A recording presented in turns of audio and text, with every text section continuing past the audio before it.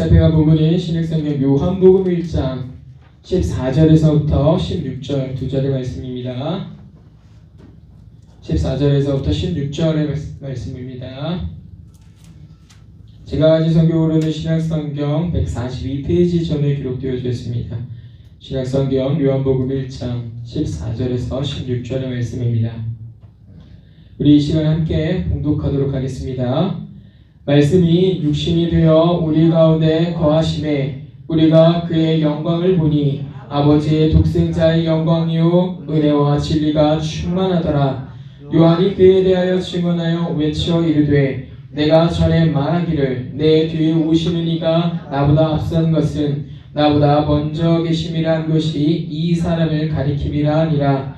우리가 다 그의 충만한 데서 받으니 은혜 위에 은혜로라. 아멘.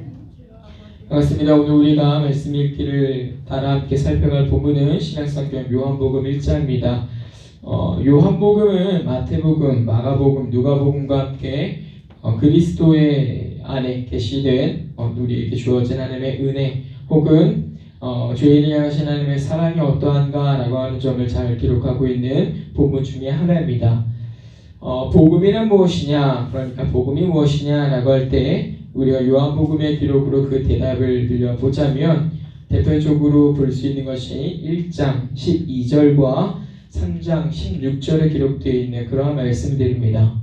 잠깐 읽어드리자면 영접하는 자, 곧 그 이름을 믿는 자들에게는 하나님의 자녀가 되는 권세를 주셨으니 라고 하는 것과 하나님의 세상을 이처럼 사랑하사 독생자를 주셨으니 이는 그를 믿는 자마다 멸망하지 않고 영생을 얻게 하려 하신다. 이런 말씀이 바로 복음이 무엇이냐라고 하는 것에 대한 대답이 될 수 있는 겁니다. 그러니까 대체 복음이 무엇입니까? 복음이라고 하는 게 무엇입니까? 좋은 소식이라고 하는 게 무엇입니까? 라고 하는 것은 우리가 예수 그리스도를 믿음으로 영생을 얻는다. 이것이 복음이다 이겁니다.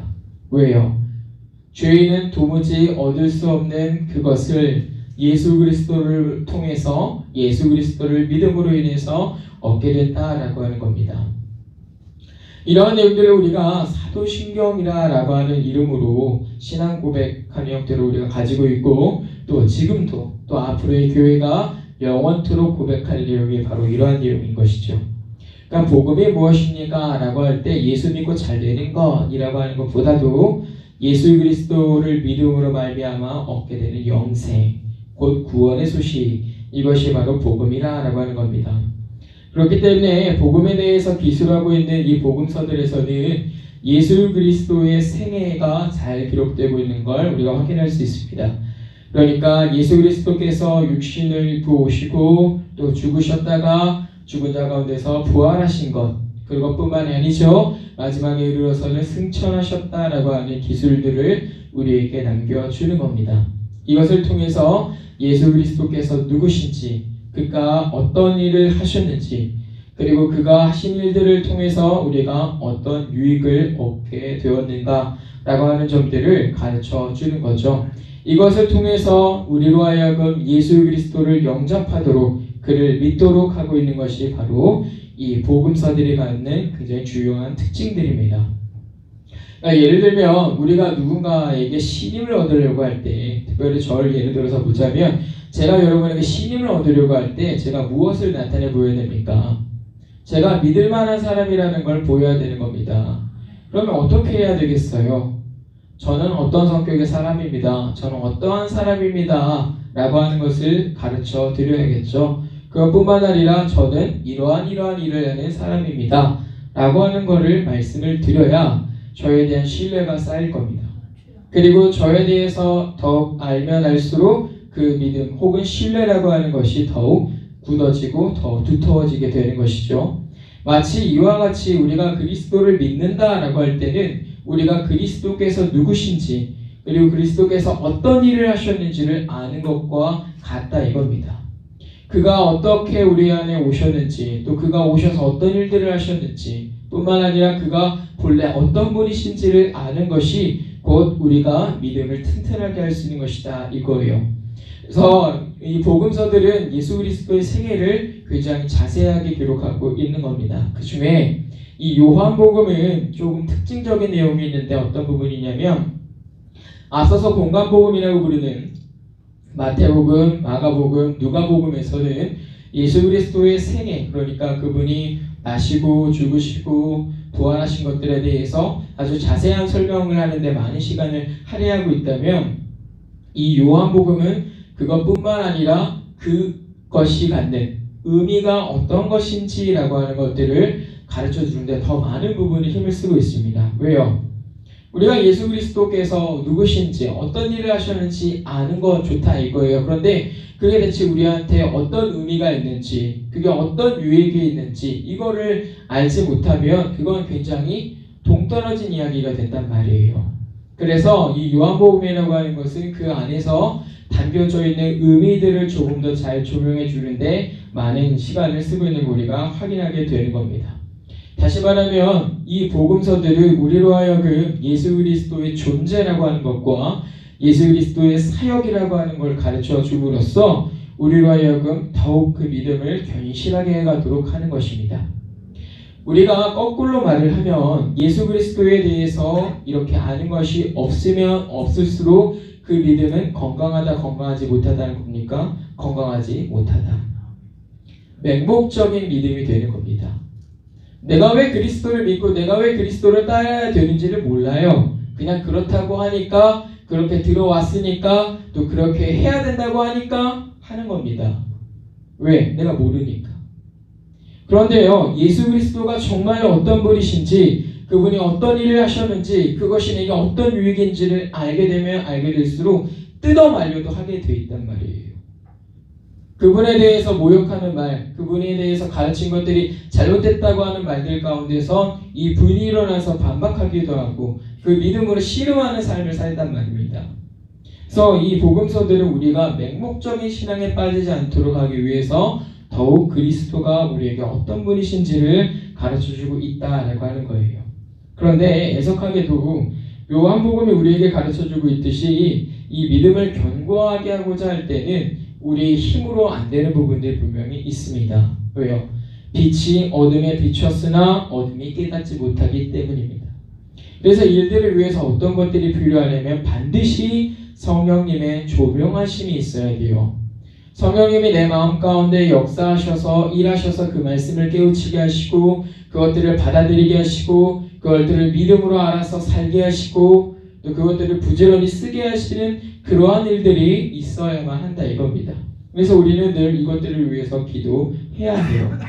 성령님 도와주시기를, 내가 깨닫지 못하는 이 하나님의 말씀을 알게 하시기를, 내가 제대로 살지 못한 이 하나님의 말씀을 가지고 살게 하시기를 기도해야 된단 말이에요. 근데 그런 거 없이 저절로 신앙생활이 잘 될 거라고 생각한다면 그건 큰 착각인 겁니다. 착각이에요. 우리는 그 앞에서 특별한 조명하심을 구하고 이 믿음을 의탁해야만 한다 이거예요. 우리가 사도의 행전 이제 강해를 잠깐 들어서 여러분 아시겠습니다만 성령의 능력이라고 하는 것이 바로 이러한 것입니다. 성령님이 임하시면 너희가 권능을 받는다라고 말씀을 하시는데 그게 뭐 귀신을 쫓아내고 뭐 기적을 행하고 초자연적인 능력을 행하는 것이 권능이 아니라 그 전에 알지 못하던 하나님의 말씀을 깨닫고 그 전에 하지 않던 신앙에 열심을 갖고 신앙생활을 해가고 그 믿음 가운데 굳건히 서가지고 그리스도를 위해서 살아가는 거예요. 교회로서.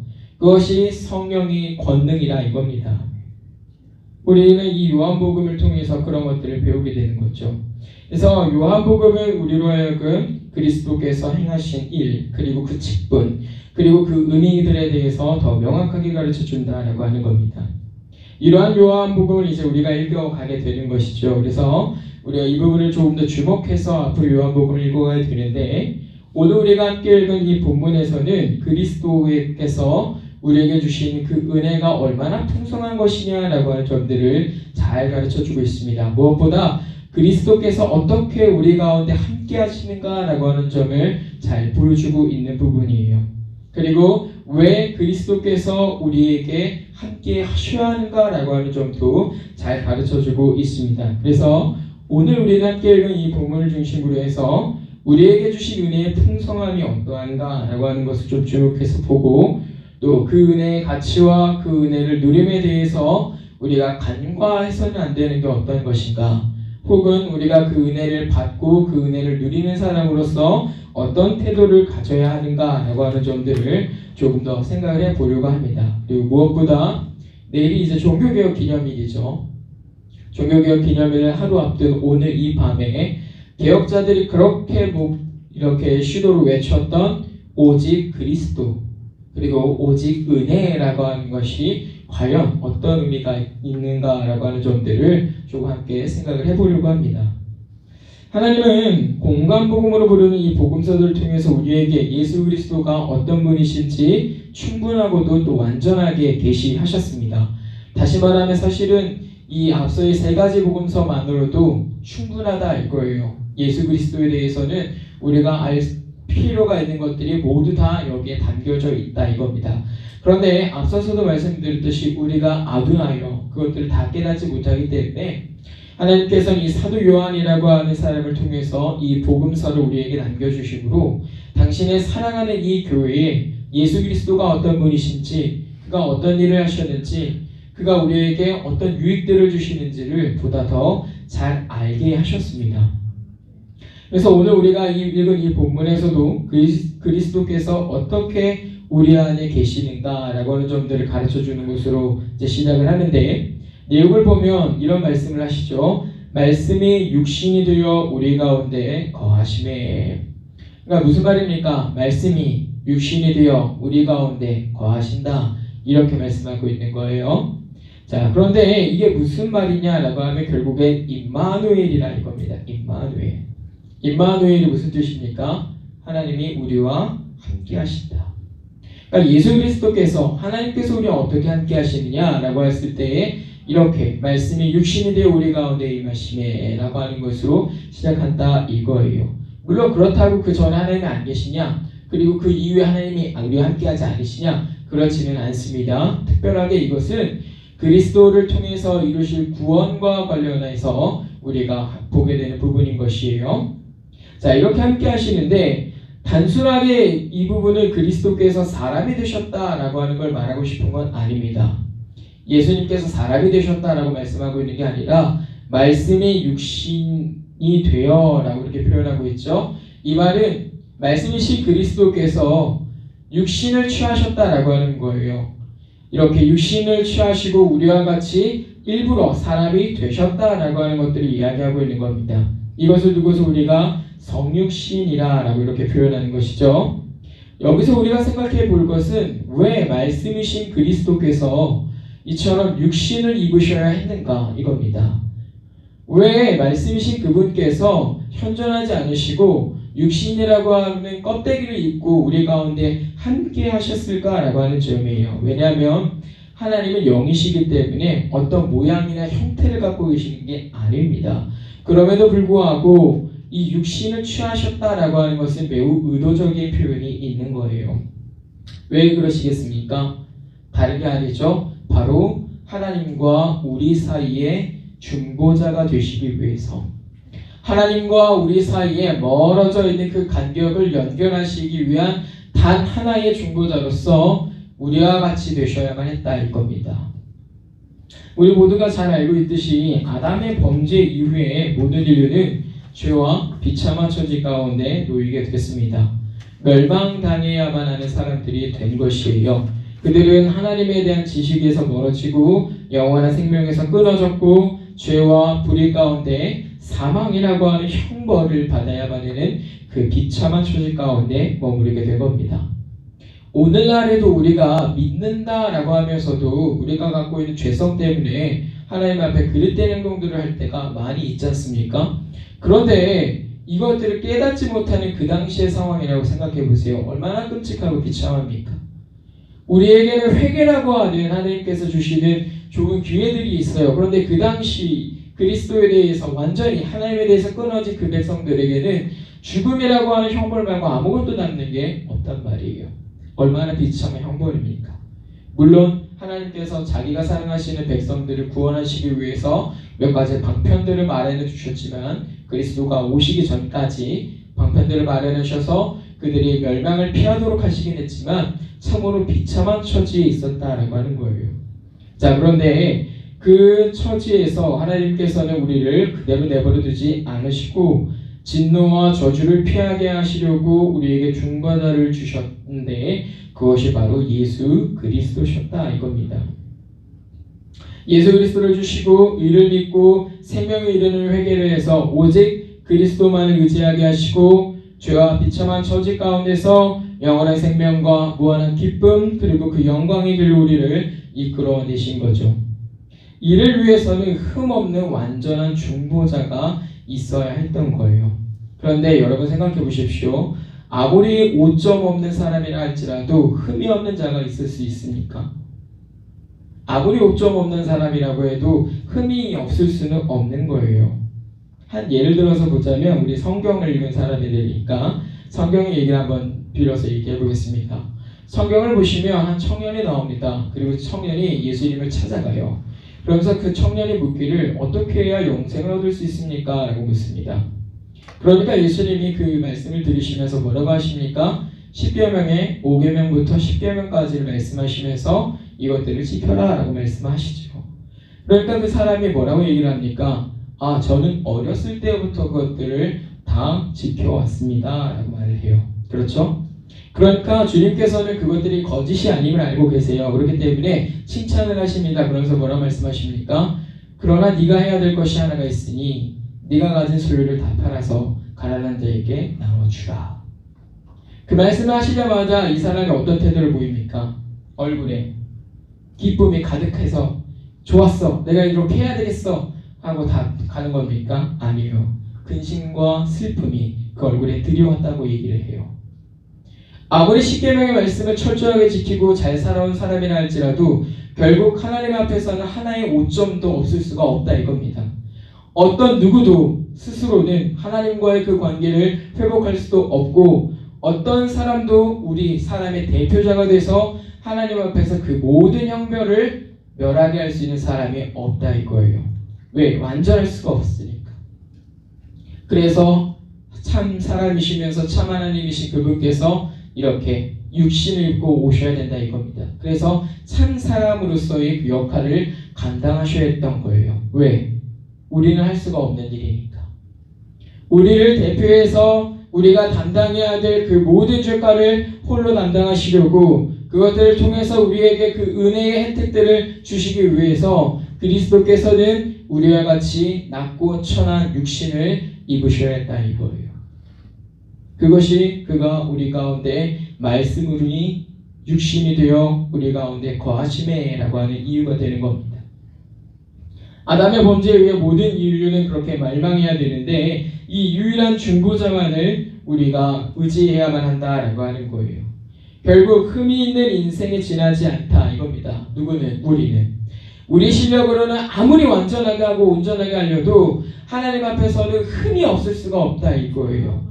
그렇기 때문에 우리에게는 완전하고 흠이 없는 온전한 중보자가 필요하다라고 하는 거예요. 실제로 우리가 구약을 보면은요, 하나님께서 모세를 세우시고 난 다음에 누구를 세웁니까? 아론. 대제사장인 아론을 세워요. 근데 아론이 하는 일이 뭐예요? 대제사장으로서 하나님과 그 백성 사이에 화목을 유지하는 일을 하는 거예요. 모든 백성들의 죄를 속죄를 담당하는 것이 대제사장으로서의 역할입니다. 하나님께서는 모세를 통해서 말씀을 주시지만 아론이라고 하는 사람을 통해서 그 백성들의 중보로서의 역할을 하도록 하셨어요. 그렇죠? 왜요? 자기 백성과 하나님 사이에 그 화목을 지키시려고. 그래서 이 대제사장이 해야 되는 일들이 뭐예요? 1년에 한 번은 전체를 속죄를 해야 돼요. 이스라엘 백성의 모든 죄를 다 하나님 앞에 속죄해야 될 일을 해야 되는 거예요. 그거는 아무나 할 수 있는 게 아니라 오직 대제사장만 했어요. 구약시대에도 그렇게 해왔죠. 신약에 이르러서 어떻습니까? 하나님께서 그 이전에 당신의 사랑하는 선지자를 통해서 당신의 사랑하는 백성들이 앙모하는 그 예수 그리스도를 우리에게 이제 주셨다는 거예요. 왜? 완전하고 온전한 중보자의 역할을 감당하시려고. 이 얼마나 놀라운 은혜입니까? 우리가 하나님과의 그 관계에서 아무리 그 화목을 유지하고 친분을 지키려고 해도 도무지 할 수 없으니까 하나님이, 당신이, 자신이 직접 그 화목을 지키시겠다라고 오셨단 말이에요. 어떤 신이 있어서 자기 백성의 죄를 담당해서 그 화목을 지키려는 사람이 있겠습니까? 신이 있겠습니까?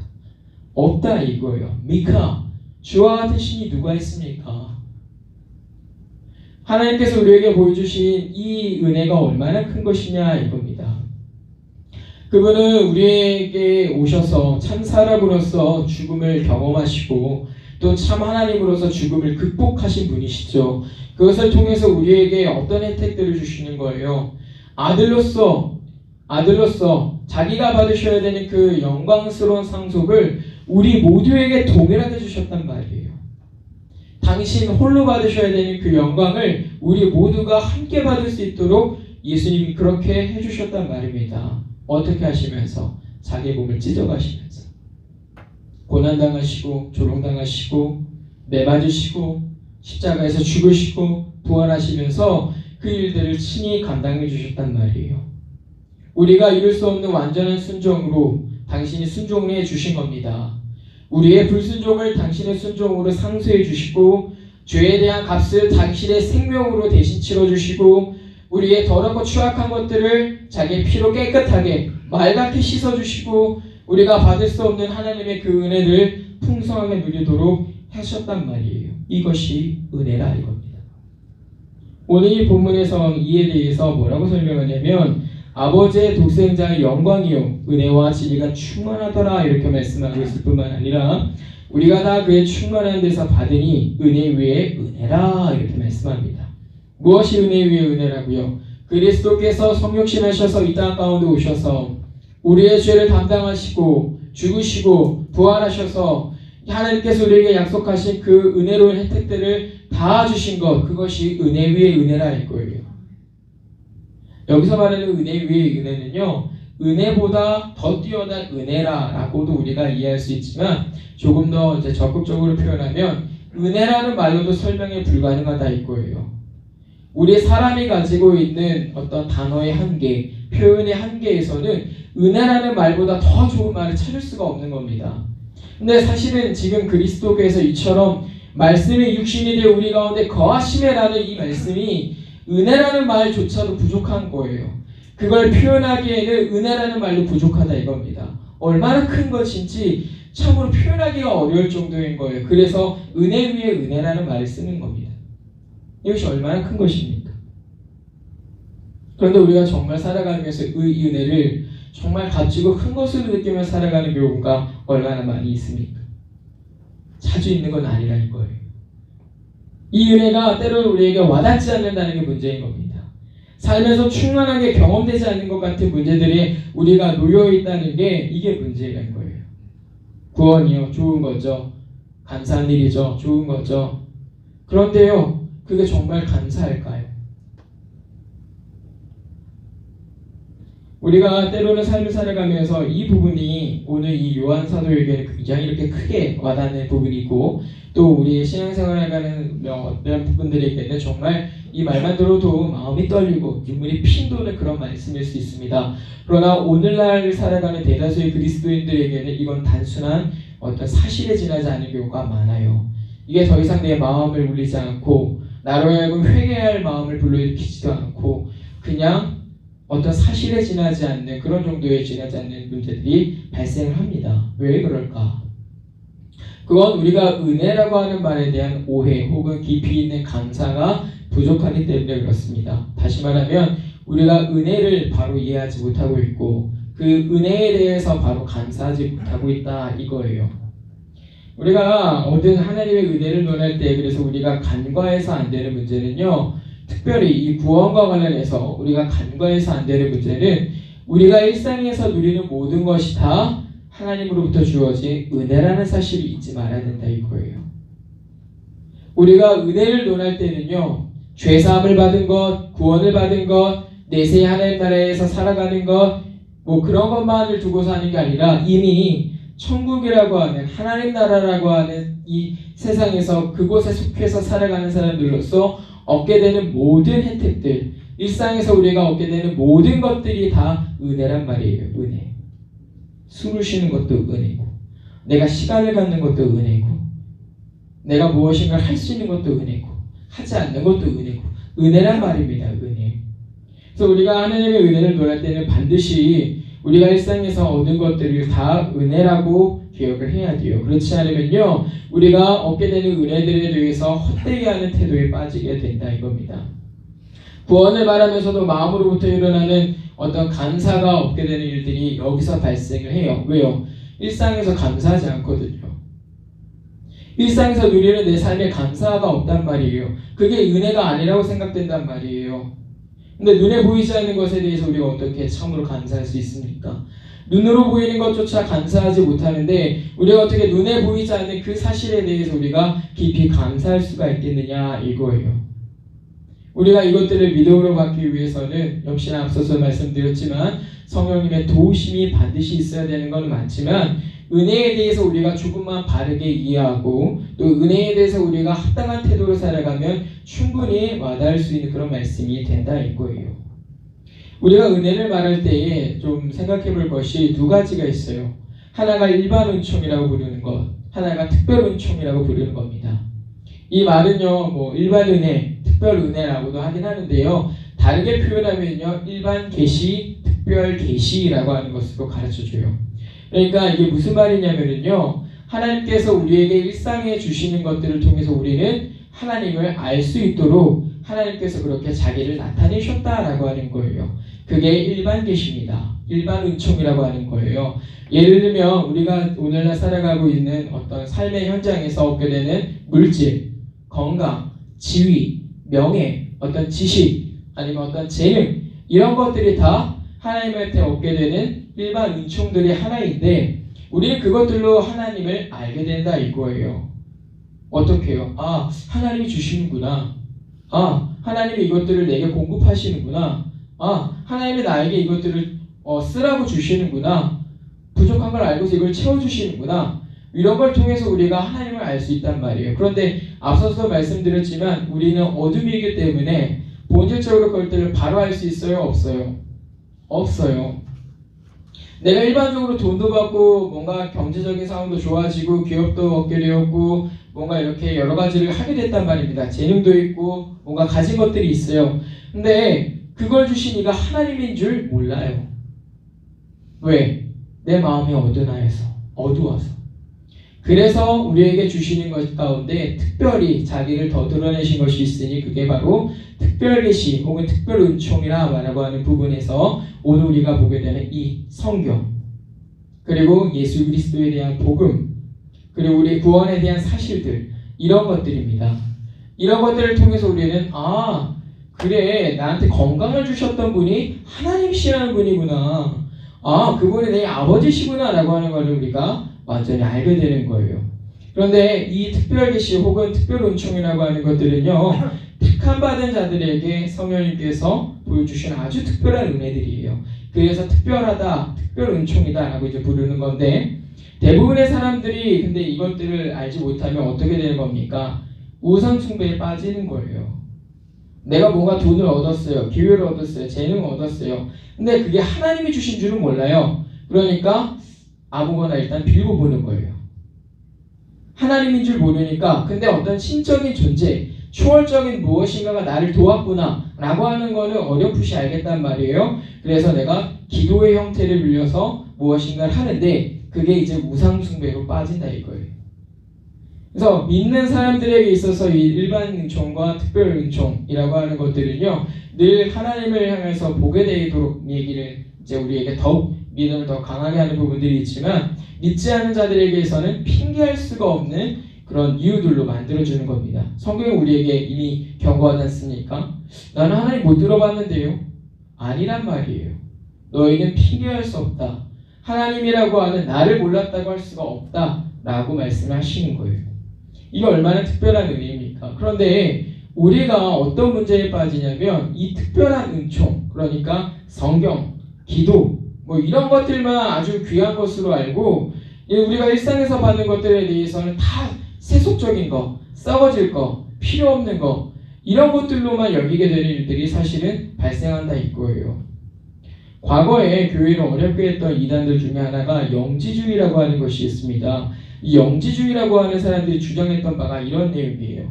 세상에서 얻는 국가, 가정, 돈, 지식, 명예 이런 거 다 썩어질 거, 다 필요 없는 거다, 다 나쁜 거다, 다 악한 거다 라고 얘기를 하면서 교회, 신앙, 기도, 믿음 이런 것만 좋은 거다, 영적인 것만 좋은 거다 라고 얘기를 했던 때가 있어요. 그런데 일반은총과 그리고 특별은총은 우리가 논리적으로는 구분이 가능하지만 떨어져 있는 게 아닙니다. 떨어지는 게 아니에요. 왜요? 그 두 가지 모두 다 하나님 자신을 드러내기 위해서 우리에게 주신 거기 때문이에요. 우리가 생각을 해보세요. 우리가 세상에서 필요 없다고 여겨지는 거, 세속적인 거라고 생각하는 거, 근데 사실은 우리 생활 가운데 너무나도 필요한 일이란 말입니다. 물질 필요하잖아요. 건강 필요하잖아요. 그렇지 않습니까? 명예도 있어야 되잖아요. 지식도 있어야 되잖아요. 뭐가 내가 이 땅 가운데서 살아가기 위해서 사실은 꼭 필요한 것들이지 않습니까? 그렇잖아요. 근데 그게 어떻게 다 세상 가운데 썩어질 것들이라고 할 수 있습니까? 그럴 수 없다 이거예요. 우리가 그것들을 누림으로써 우리의 믿음은 하나님이 오늘 내게 이것들을 주시는구나. 일상생활 가운데서 내게 부족함이 없게 하시는구나. 하나님이 일상생활 가운데서 내게 이런 것들을 누리게 하시는구나. 이런 감사를 얻게 하는 겁니다. 그것으로 하나님은 당신이 얼마나 우리에게 후하게 주시는 분인지, 우리의 삶을 얼마나 잘 돌봐주시는 분인지, 우리를 얼마나 사랑하시는지를 가르쳐 주시는 거예요. 거기에 더해서 우리가 받은 구원에 대해서 더욱 감사하게 하는 거죠. 더욱 감사하게 하는 거예요. 그런데 이것들을 이렇게 딱 분리해 놓고 이건 나쁘고 이건 다 나쁜 거고 우리는 하면 안 되고 이렇게 가면 어떤 문제가 발생하냐면요. 내가 받은 이 구원의 가치마저도 제대로 알지 못한 일이 발생하는 거예요. 이게 정말 큰 문제라 이겁니다. 그러나 오늘 우리가 이 본문 가운데서 봐야 될 것들은 그게 아니라는 거예요.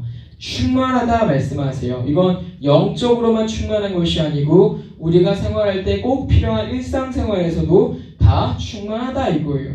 그래서 오늘 우리가 삶을 살아가면서 내일의 어려움을 염려하잖아요. 그래서 기도하는 겁니다. 왜? 그가 내게 주실 줄 믿기 때문에. 그분 안에 나의 필요와 나의 모든 것들이 다 담겨져 있음을 내가 믿기 때문에. 영적인 것도 그렇고요. 이 땅의 삶을 살아가는 데 있어서 꼭 필요한 것들도 그렇고요. 그분 안에 다 있음을 내가 믿기 때문에 기도한다 이거예요.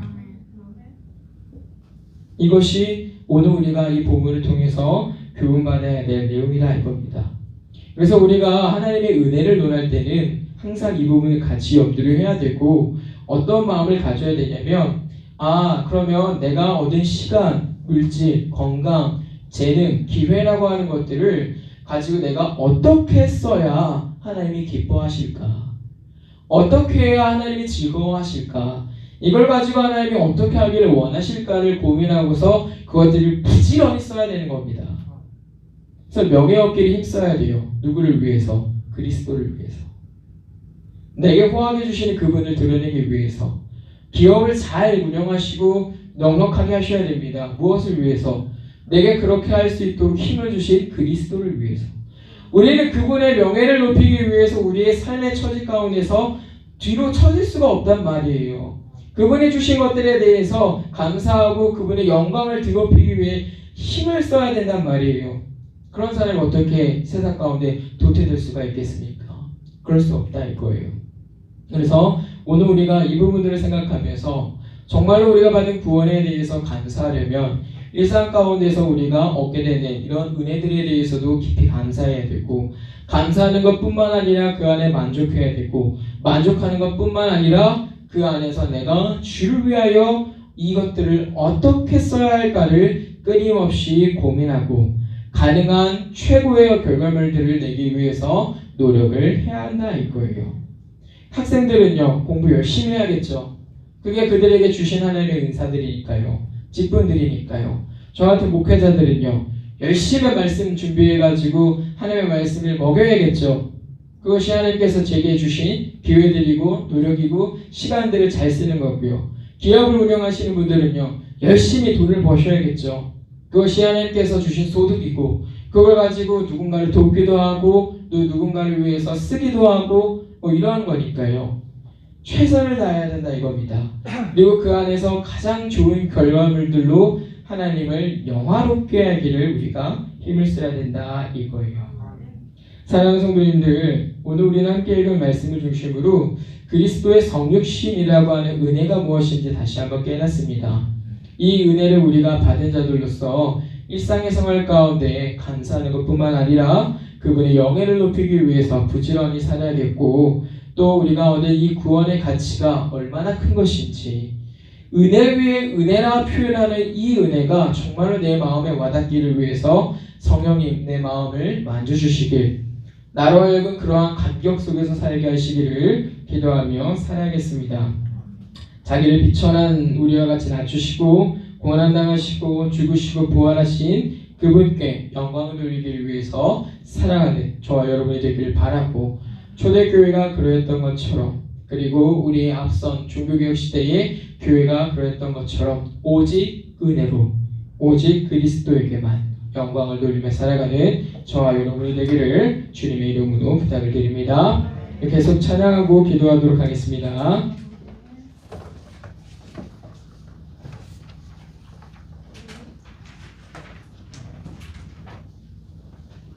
우리 그 크신 하나님의 사랑 함께 찬양하겠습니다.